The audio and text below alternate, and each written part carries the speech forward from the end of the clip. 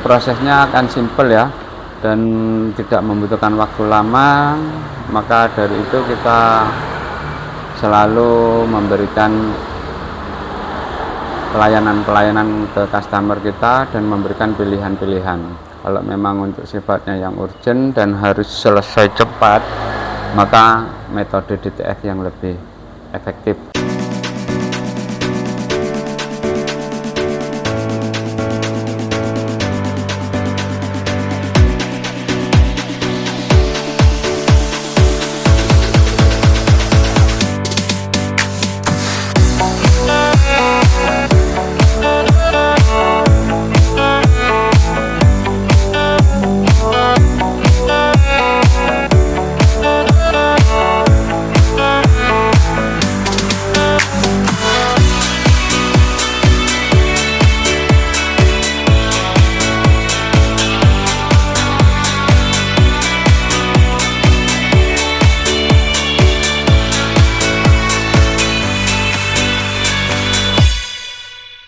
Assalamualaikum warahmatullahi wabarakatuh. Berjumpa kembali di channelnya Sultan Printing ya.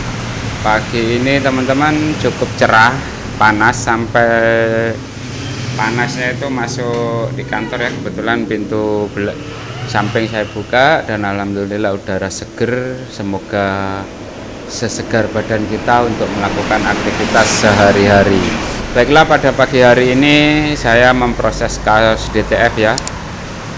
Jadi proses sablon yang kemarin sudah pesen dan alhamdulillah desain sudah ACC. Kita lanjut ke proses pencetakan. Setelah pencetakan kita proses pengaplikasian atau pengepresan pada kaos. Oke, kita ikuti video ini ya, jangan skip dulu. Kita ikuti cerita-cerita atau pengalaman-pengalaman di percetakan Sultan Printing. Kita menggunakan metode sablon DTF ya, karena memang prosesnya lebih simpel, lebih praktis, dan waktunya lebih cepat.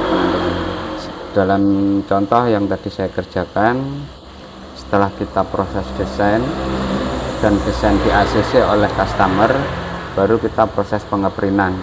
Pengeprinan sendiri menggunakan tinta DTF, baru kita panasi. Setelah itu dengan serbuan adhesif kita curing. Setelah lemnya membeku, baru bisa kita aplikasikan ke kaos dan tidak membutuhkan waktu lama. Selalu memberikan pelayanan ke customer kita dan memberikan pilihan-pilihan. Kalau memang untuk sifatnya yang urgent dan harus selesai cepat, maka metode DTF yang lebih efektif, lebih simpel, praktis, dan cepat.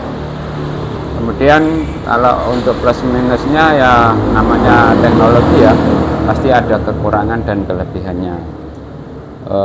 Tergantung nanti kita mau memberikan atau permintaan customer proses yang mana. Untuk persiapannya sendiri biasanya kita menggunakan settingan atau program software Corel ya, program Corel. Kita pasti untuk mendesainkan dulu, dan formatnya kalau apabila dikirim ke tempat pengeprinan itu formatnya PNG ataupun CDR. Software yang kita gunakan software bisa Adobe, bisa Corel ya, tapi saya selalu menggunakan Corel Draw ya. Jadi teman-teman, beberapa project yang saya kerjakan hari ini alhamdulillah kita kedominan ke banner ya. Jadi lebih banyak banner ataupun cetakan kertas, karena memang di sini kebutuhan banner lebih banyak daripada kebutuhan yang lainnya. Saat ini antara banner dan label hampir seimbang, karena memang untuk kebutuhan label biasanya untuk produk-produk jajanan, karena ini mau musim menjelang bulan Ramadan ataupun Hari Raya Idul Fitri, jadi banyak peluang-peluang untuk menghasilkan cuan. Contohnya beberapa hari ini sudah ada label kemasan jajan kue kering, itu lebih banyak lagi masuk, dan ada seimbang dengan banner juga ucapan-ucapan selamat menunaikan ibadah puasa juga ada banyak yang masuk. Dan hari ini alhamdulillah, sebetulnya kemarin ya, karena kemarin jamnya mepet, ada masuk juga beberapa nota, beberapa rim yang hari ini akan saya proses. Dan sablon tas spon pun ya, ada 150 piece hari ini juga saya proses dan sudah saya desainkan, tinggal proses upgrade dengan menggunakan metode sablon manual. Jadi kita bisa menyeimbangkan. Adapun kalau memang kepepet keburu, kita mungkin bisa metode yang lain, cuman nanti costnya akan lebih mahal, tergantung kita nanti sepakatan dengan customer. Kalau memang masih longgar waktu dan bisa diatasi dengan sablon manual, maka kita akan proses dengan manual. Itu kita harus memberikan solusi yang terbaik, dan kita tawarkan beberapa metode-metode dengan menunjukkan biaya-biaya. Dengan metode ini otomatis untuk biaya operasionalnya akan berbeda-beda. Proses pengepresan kaos ya, ini sudah kemarin ada yang order via WA. Selanjutnya datang langsung ke tempat kami ya, yaitu sablon DTF untuk komunitas ataupun salah satu kelompok. Di sini tertulis RT RW ini Lugonto, teman-teman ya. Kurang lebih seperti ini desainnya. Ini dipasang di bagian belakang kaos, jadi di belakang ya, posisinya seperti ini. Jadi nanti tulisannya ini di sini, teman-teman. Oke. Untuk yang pertama, yang pasti desain ini sudah kami tentukan ya. Untuk desainnya, ukurannya, fontnya, dan warnanya kita sesuaikan dengan warna kaos biru, legrang warna hitam, lengan panjang. Kayaknya untuk ibu-ibu, karena yang kemarin yang pesan juga ibu-ibu ya. Oke, step yang pertama kita hidupkan mesin hot press ini ya. Untuk jenis kain katun Combat 30S, kita menggunakan temperatur antara 150 sampai 160 atau 165. Untuk durasinya antara 15 sampai 20 detik. Nah, ini yang sudah kami terapkan ya. Kemungkinan di mesin-mesin yang lain akan sama, bahkan mungkin atau ada perbedaan, nanti tergantung dari kualitas sablon DTF-nya sendiri ya. Kemungkinan ada yang menggunakan yang lebih panas, atau bahkan untuk temperaturnya bisa dikurangi lagi. Oke, teman-teman, kita tunggu ya. Saat ini untuk temperaturnya masih di 119. Kita tunggu sampai kita setting 150, baru kita mulai pengepresan. Teman-teman, temperatur untuk hot pressnya sudah 55 ya. Kita bisa mulai proses pengepresan. Yang pertama biasanya kita panaskan dulu ya, tanpa ditempel pad DTF nya atau desainnya, supaya nanti pada pengepresan awal kita press dulu. Nah, permukaan ini datar dan pori-porinya akan menutup. Yang pertama kita press kosongan dulu. Kita ikuti lama durasinya ya, misalnya 15 menit, kita sampai 15 menit. Nanti ada indikator atau bunyi yang dari mesin hot press-nya. Nah, setelah bunyi kita angkat, berarti durasi sudah 15 detik. Kemudian setelah proses pemerataan dari kainnya ya, baru kita mulai pengepresan di kaos. Kita sesuaikan ukurannya dengan size panjang. Nah, kita center dulu teman-teman. Biasanya saya menggunakan center, memanjangkan kaos bagian belakang untuk mensimetriskan tulisan. Nah, kebetulan ini ada sistem reglang atau kombinasi warna, jadi kita enak, tidak harus mengukur lagi, kita sesuaikan dengan jahitan yang sudah ada. Nah, kita center ulang, kemungkinan kurang lurus kita bisa perhatikan untuk meluruskan sesuai dengan desain yang ada di kaos. Setelah dirasa pas, baru kita mulai pengepresan. Ini saya lakukan biasanya untuk yang ketiga kali prosesnya ya. Yang pertama perataan dari kain, yang kedua pengepresan media DTF-nya, dan yang terakhir nanti finishing yaitu perekatannya. Ini ya, ini kita diamkan dulu beberapa menit, nanti setelah diem baru kita copot.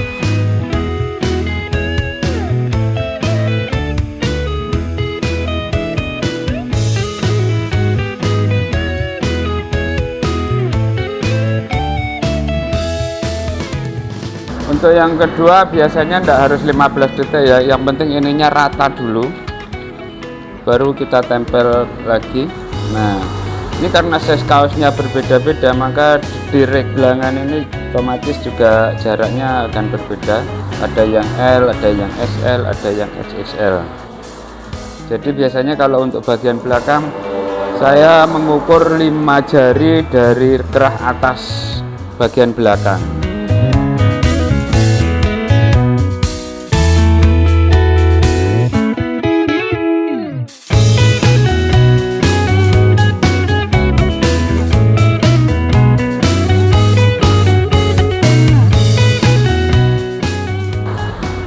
Oke, teman-teman, untuk yang pengepresan terakhir tadi yang sudah pertama bersama film padnya ya. Untuk yang terakhir ini kita copot karena sudah posisinya dingin, kita copot baru kita pengepresan ulang yang kedua. Pada saat pengepresan ulang ini kita setting dulu untuk panasnya, temperatur kita tetapkan 160, lalu durasinya kita kurangi karena hanya sifatnya untuk memfinishing ya. Siapa tahu pada saat pengelupasan ada yang katut atau yang ikut DTF-nya.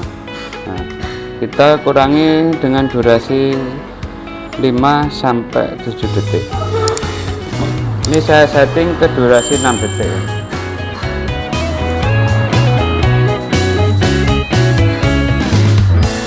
Oke. Sudah selesai, kita final. Kurang lebih seperti ini teman-teman ya hasilnya ya. Kan lebih halus. Lalu kita matikan mesin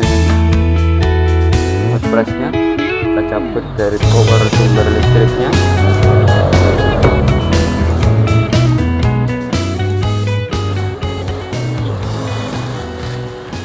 Oke teman-teman, setelah selesai kita cek dulu satu persatu, kemungkinan ada yang DTF nya masih belum lengket, nanti kita akan press ulang ya, karena kalau ada yang luput atau tidak lengket nanti kasihan customer, karena kita akan memberikan pelayanan atau hasil yang maksimal. Kita cek dulu, kalau sudah oke baru kita packing, kita lipat sesuai seperti apa lipatan yang di toko itu. Nanti kita packing, kita taruh di tempat finishing ya.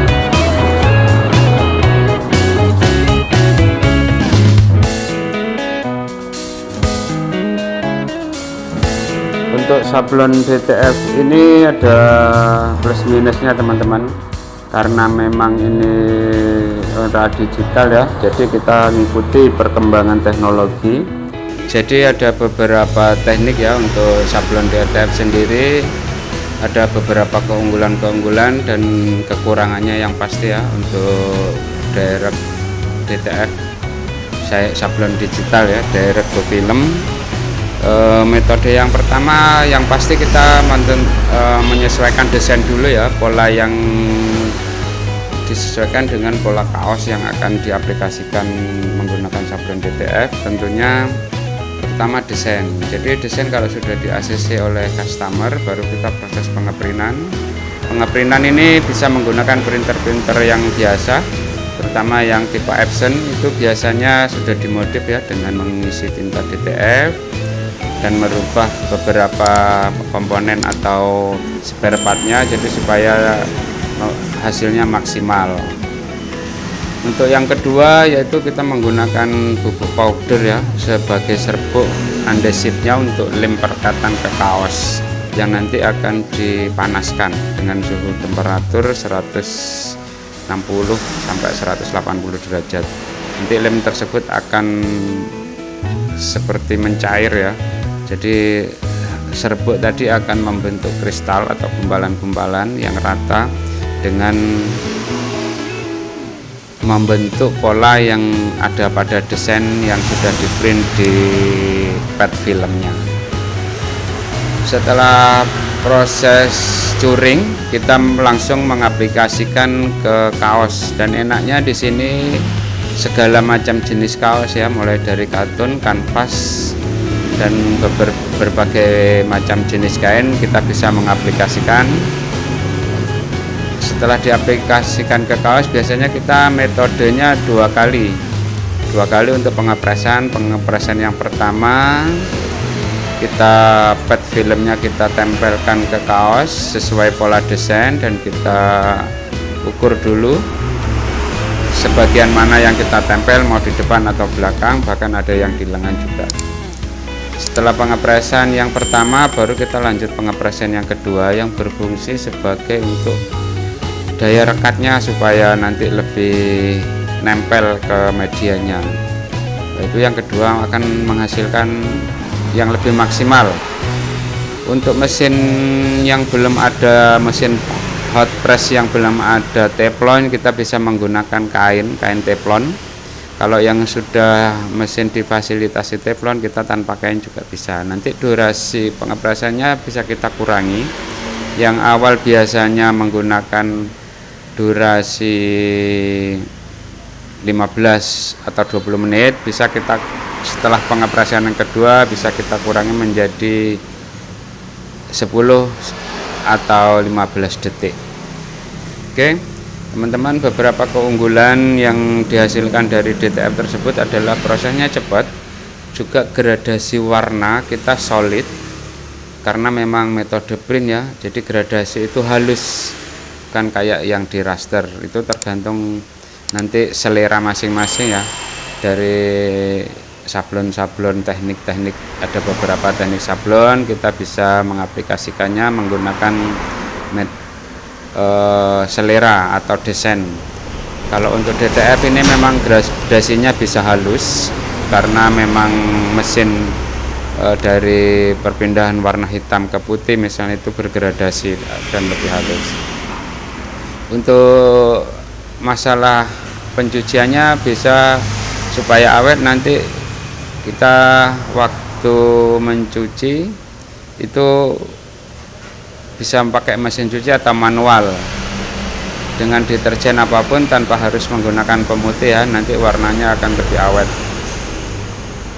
Kemudian waktu saat nyetrika, biasanya saya sarankan ke customer jangan langsung ke tempat atau nempel ke setrikanya, bisa kita balik. Jadi kaos yang ada gambarnya kita taruh bawah, kaos yang sisi sebelahnya yang tidak ada gambar kita bisa langsung setrika di situ. Maka hasil sablonnya akan lebih awet dan tahan lama. Kemungkinan sampai di sini dulu ya, ada beberapa tips-tips untuk customer yang sudah menggunakan sablon DTF sebagai berikut untuk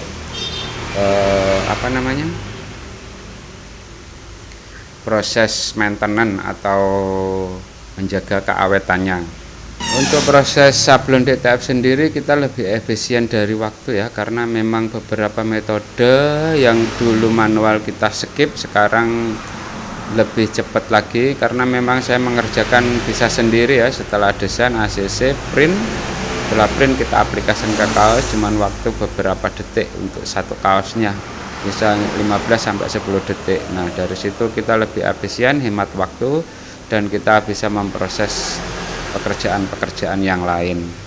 Nah, di situ saya manfaatkan karena memang kita harus mengikuti teknologi digital. Jadi tidak harus memiliki fasilitas peralatan yang lebih canggih, karena memang kita terbatas dengan sarana atau mesin produksi ya. Jadi saya sarankan untuk saya dan bagi para pemula yang kemampuan modalnya terbatas, kita bisa memanfaatkan peluang atau memanfaatkan partner-partner yang sudah kita kenal, jadi kita bisa kerjasama. Dari situ kita bisa meningkatkan perekonomian, dan kita harus memang kreatif ya untuk mengejar atau menyeimbangi di era digital ini. Saya akhiri video ini, sampai jumpa di video-video berikutnya. Semoga video ini bermanfaat, dan dukung terus channel ini supaya dapat berkembang. Saya akhiri, assalamualaikum warahmatullahi wabarakatuh.